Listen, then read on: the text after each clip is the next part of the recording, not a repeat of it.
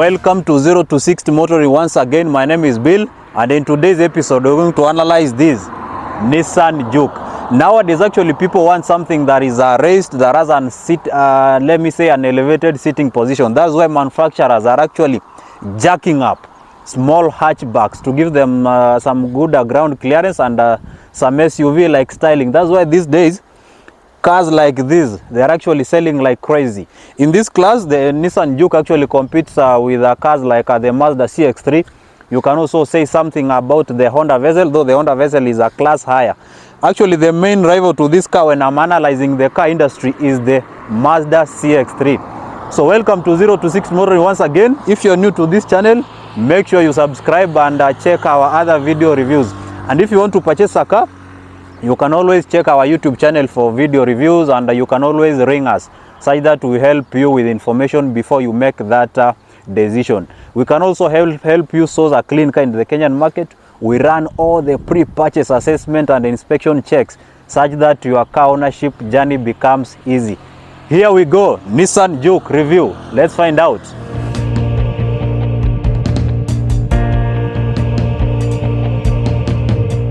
So let's start with the basics. What exactly is the Nissan Juke? A Juke rolled out of the production line back in 2010, so it has been in production for around 13 years. So in the car industry, we can actually say it's a fairly new car, especially when you're looking at its origin, the date of manufacture. So the Nissan Juke is actually built on the same platform with cars like the Nissan Tiida. It's called the Nissan's B platform. That's why it's going to share majority of its components with cars actually like the Nissan Tiida. So when you're looking at the execution of this car, it is let me say it's a compact hatchback which has actually been given some good ground clearance, because when you're looking at this car versus a small hatchback, actually something like a Nissan Tiida, when you're looking at the interior spacing, the boot space, you realize that this car may look big, but once you get inside, it's actually going to look very cramped up. Speaking of being built on the same platform like a Nissan Tiida, that takes me to a very interesting element. That is the design of the Nissan Juke. Now, looks are perspective. Beauty lies in the eyes of, let me say, the beer holder. That's how some people say in the streets. So there have been stories about how the Nissan Juke looks like. Well, some people will say it's unique. Others will say it's ugly. Others will say it looks like a squatting frog. I don't want to confirm where I am, but I am pretty sure it is not unique.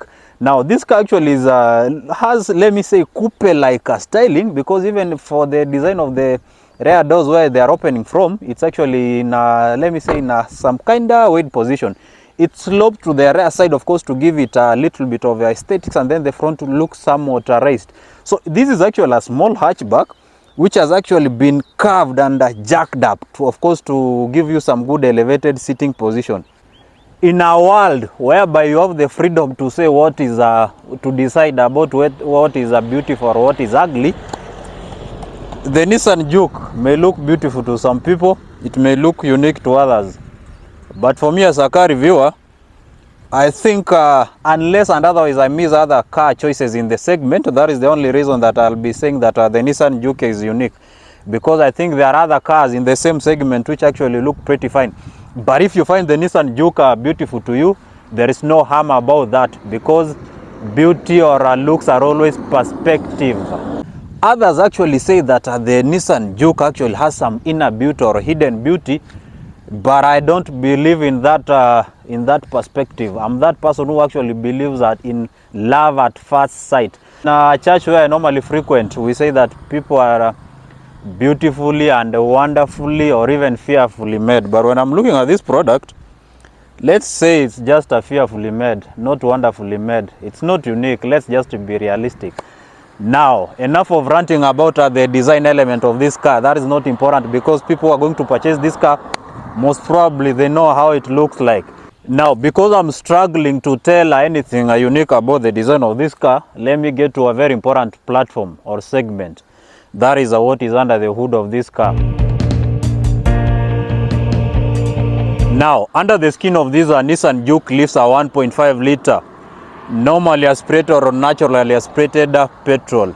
No turbos, no superchargers, 1.5 liter NA petrol. Now, this motor is connected to a CVT gearbox or continuous variable transmission, which sends drive to the front wheels.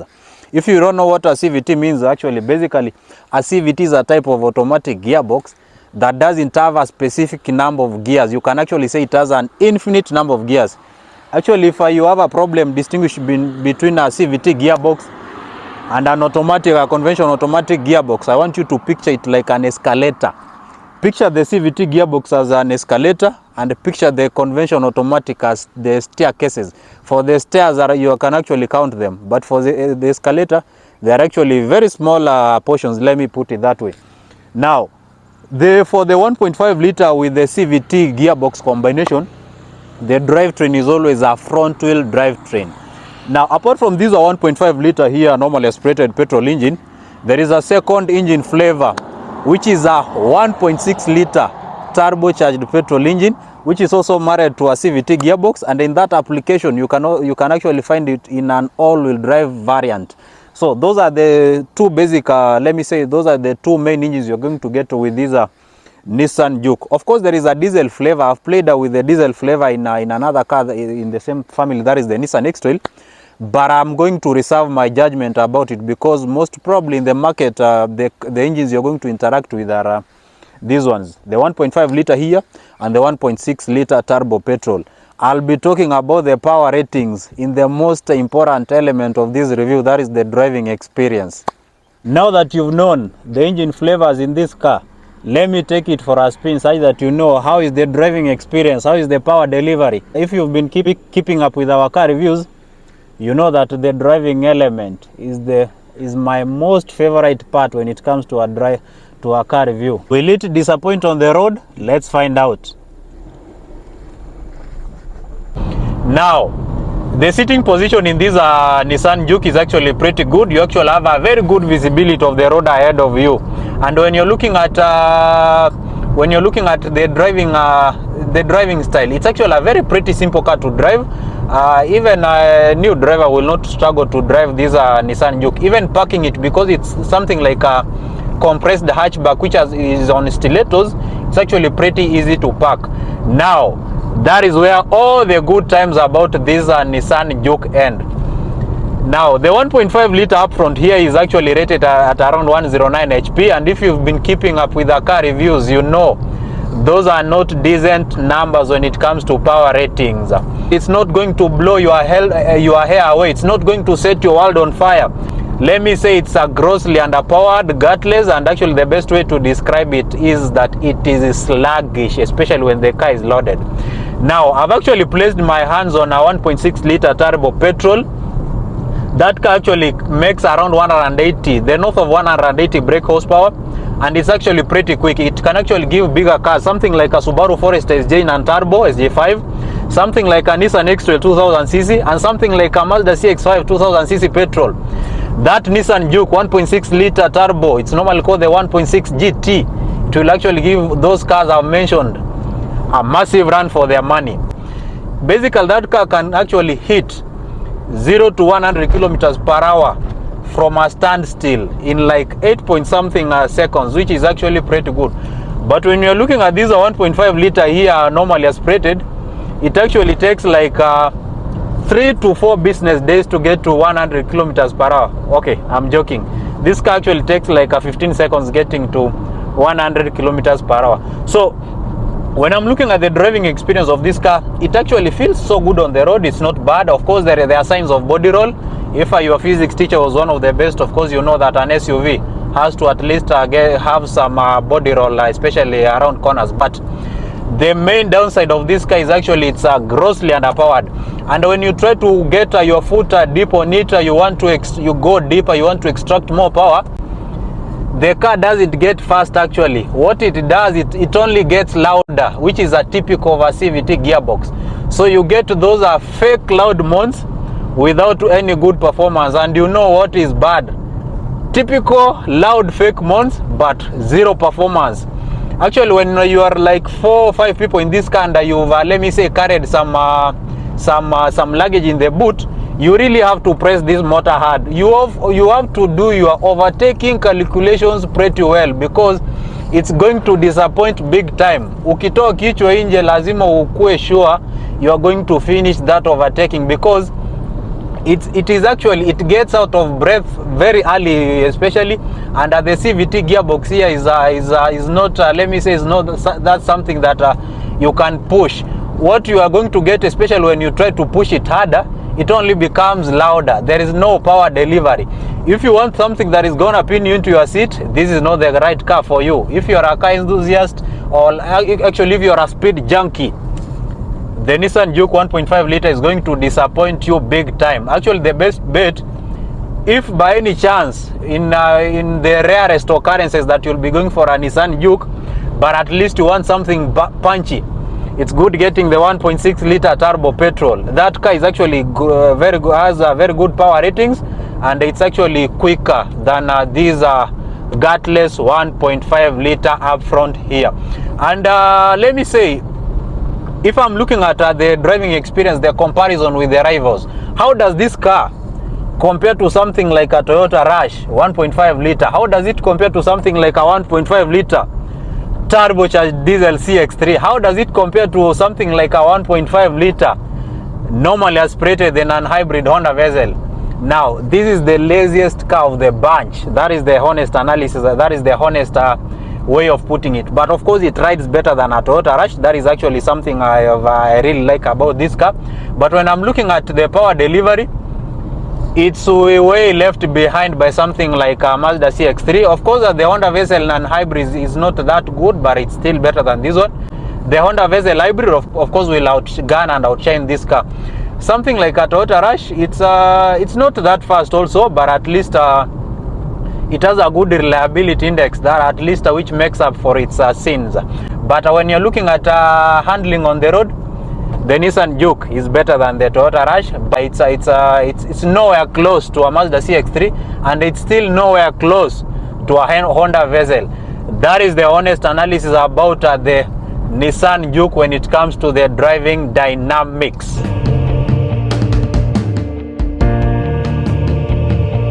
Now that you've known the engine flavors of this car, you've known how good is it or bad is it on the road, let's talk about something very important. Most probably you're curious about the reliability of the Nissan Juke. Now, for the 1.5 liter here, normally aspirated petrol engine, I've not registered many issues actually compared to other cars, something like the Nissan Tiida, which was a disaster when it comes to reliability. Now, for the Nissan Juke, the weakest link is always the CVT gearbox. Now, the CVT gearbox is actually pretty weak. Let me put it that way. And it actually has a tendency of giving up pretty quick. Actually, before I came to review this video, there is a Nissan Juke I wanted to shoot. It's actually a 2015 one. So that car actually killed its gearbox when someone took it to Western Province, and that is what has kept me for quite some time before shooting a Nissan Juke review. And when I'm looking at the reliability of the CVT gearbox, it's not let me say, it's not a user fault. Of course, many people will be telling you that perhaps use the right CVT fluids. Don't confuse ATF and CVT. For example, maybe use the NS2 CVT fluids. Yes, using the correct fluids actually gives your gearbox let me say a longer lifespan. But you see, these gearboxes are pretty delicate. If you're that person who's always let me say pressing it pretty hard, you just want this car to give you that kick, even if you know it's one of the laziest cars, you're actually going to kill the gearbox here. It actually like aggressive driving. So if you are that person outside there, maybe you're coming from a Subaru, something like a Legacy, something like an old school Impreza, and you want to continue with that old school driving styles, the Nissan Juke will actually disappoint, especially when I'm looking at reliability. When I'm looking at the transmission here, it's among the most unreliable cars out there when I'm looking at the gearbox strength. If you want something you can actually abuse thoroughly, get something like a Mazda CX-3. It has a bulletproof 6-speed automatic transmission or a 6-speed manual gearbox. But if you, for example, you are confused with the, let me say, the stunning beauty of the Nissan Juke, perhaps you can also get something like the diesel flavor, which can actually come with a manual gearbox. That is in case you have run out of options. The only car you can get is the Nissan Juke. That is the only way you are going to have reliability of the engine and the gearbox in one combo.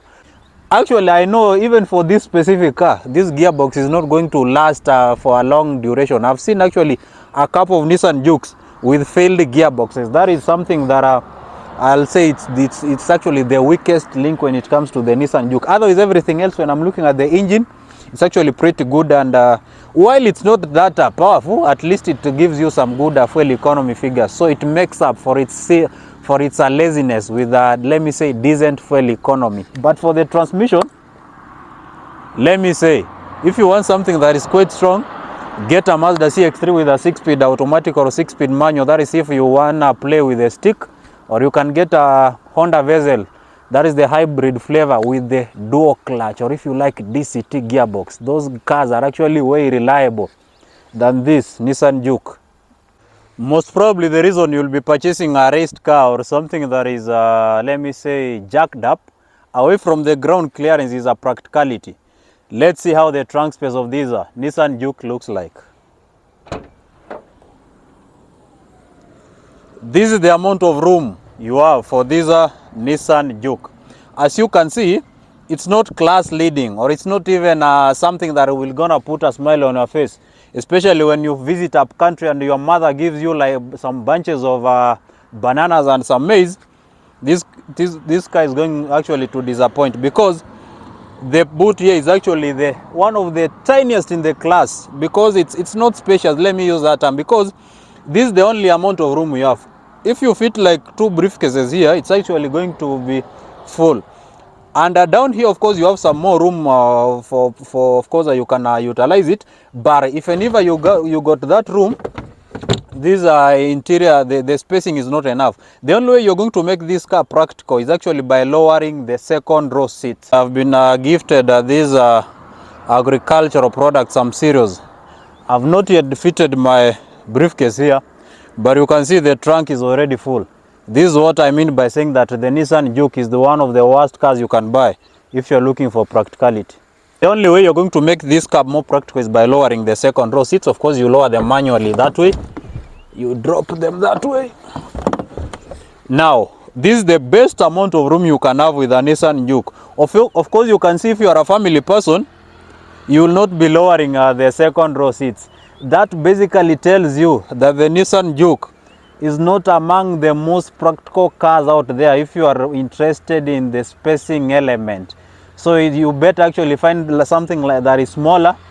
Let me say, even something like a Subaru Impreza, the likes of something like a VW Golf, they are luxury roomier than Nissan Juke. If you want something that is spacious with the budget of the Nissan Juke, that means you're going to look at local used cars. You can actually find bigger cars which will actually be more practical when it comes to the boot element. Now, how spacious are the seats if the boot has already disappointed? Let's find out.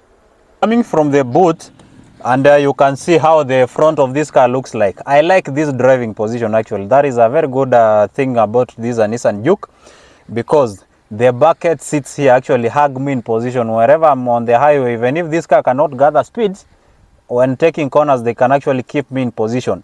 The amount of knee room is actually good, especially for someone average like me. If you're tall, of course, you may struggle. The headroom is not that good, but at least I'm not having any problem. That applies even for the core driving position. So if I maintain this similar driving position, how will the second row seats look like? Let's find out.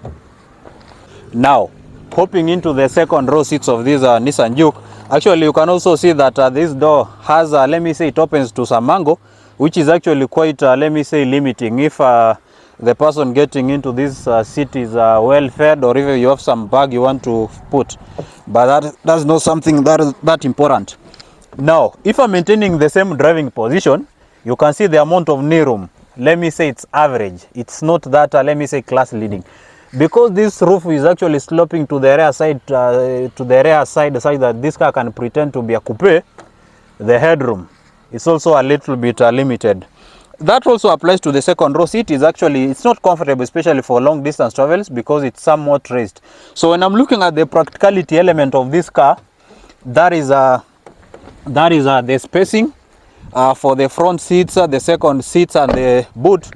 The only person who's going to have a good time in this car is the driver and the co-driver.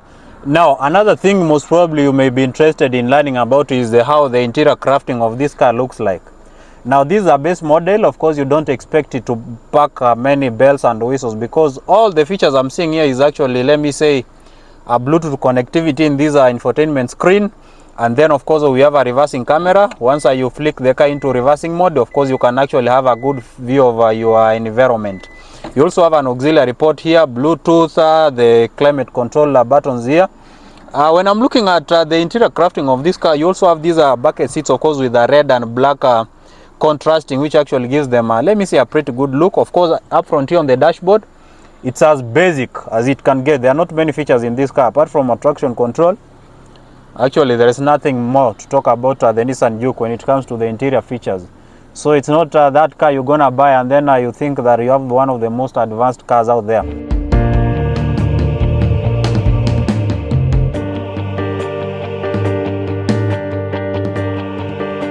Now that you've known the driving experience of this Nissan Juke, while it's lazy and powered, gutless, and all those adjectives you can use to describe something that is lazy, that is lackluster, let me say something about fuel economy.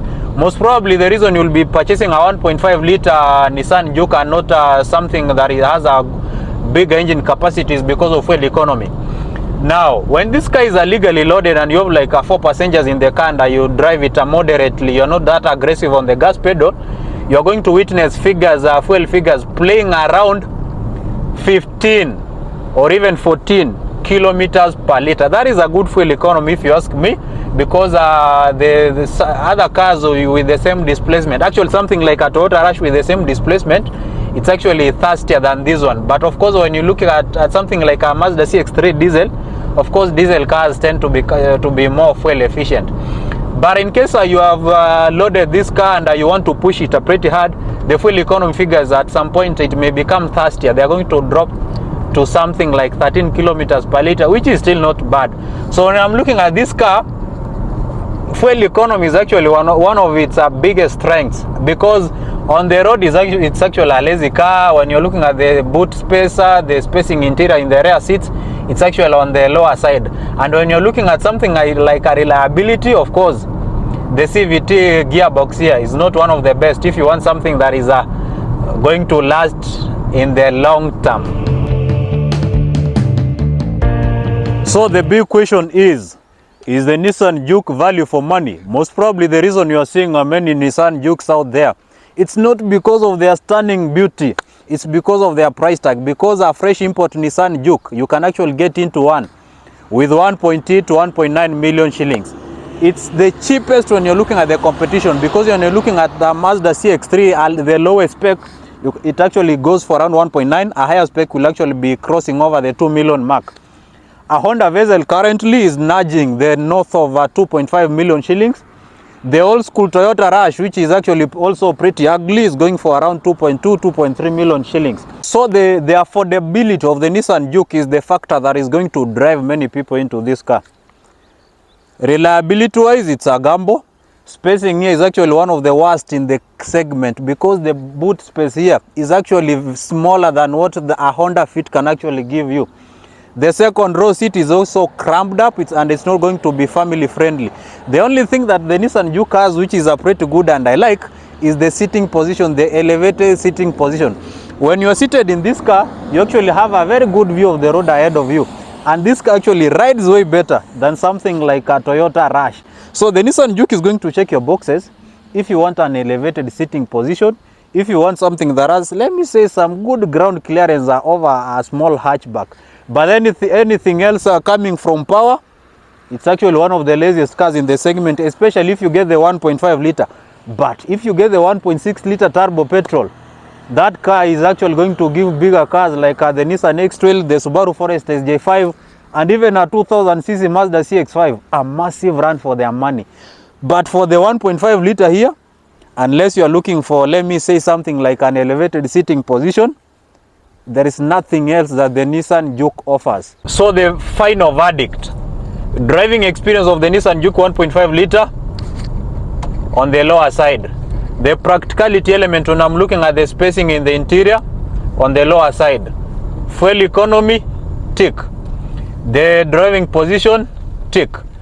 The cost of the Nissan Juke, tick. And actually, that is what gives this car, let me say, a good selling point.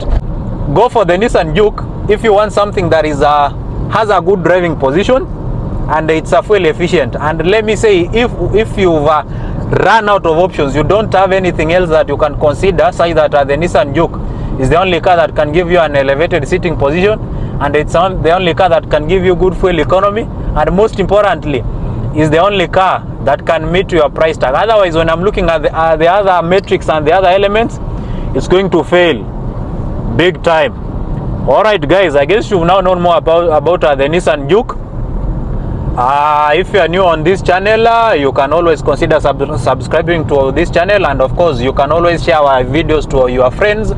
And in case you have any question about this Nissan Juke or its competition, that is the Honda Vezel, Mazda CX-3 and the Toyota Rush, you can always drop a comment on our YouTube channel. And if you want a detailed written review about this Nissan Juke and how it stacks up against the competition in this segment, browse on our Facebook page, 0 to 6 Motoring. You are going to find a detailed and in-depth review about the Nissan Juke and how it competes with the other rest of the cars.